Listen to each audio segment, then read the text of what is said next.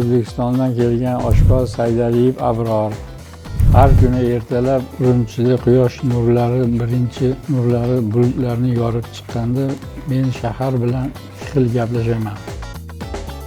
Men har kuni ertalab turib yuguraman. Bu menga yaxshi kayfiyat bag'ishlaydi. Qon yurishadi. Kun bo'yi ish faoliyatim zo'r bo'ladi.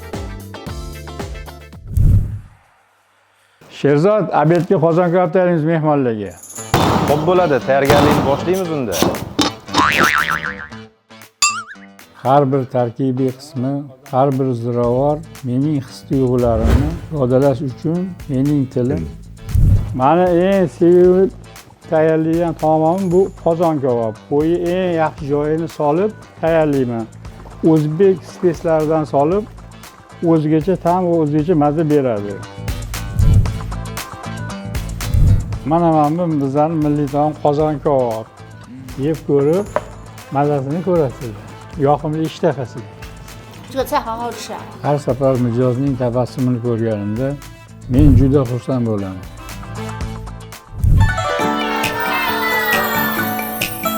Sinjondagi do'stlarim juda mehmon do'st. Ular meni o'z uyimdagidek his qilishimga yordam berdi. 欢迎你来到中国。 Rahmat.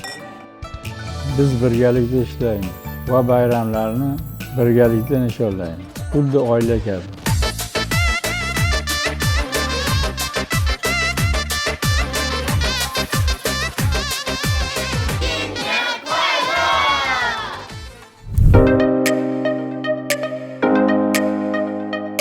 Har kuni Shinjonda men madaniyatlar uyg'unlashuvini va to'qnashuvini his qilaman. Mening kundalik ertalabki yugurishimdan kechki oziq-ovqat kashfiyotlarimga qadar.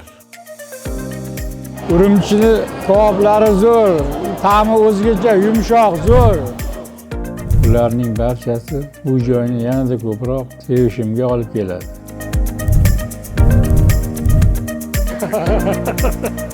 这个就是我们中国过年要吃的饺子，然后我们等下包饺子过大年，把中间挤对。 Men shunchaki oshpaz emasman.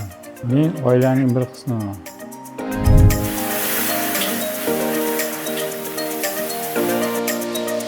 Zo'r! Men sizlarni Sinjon shahrida kutaman. Biz bilan yangi taomlar kashf qiling. Nasib eting!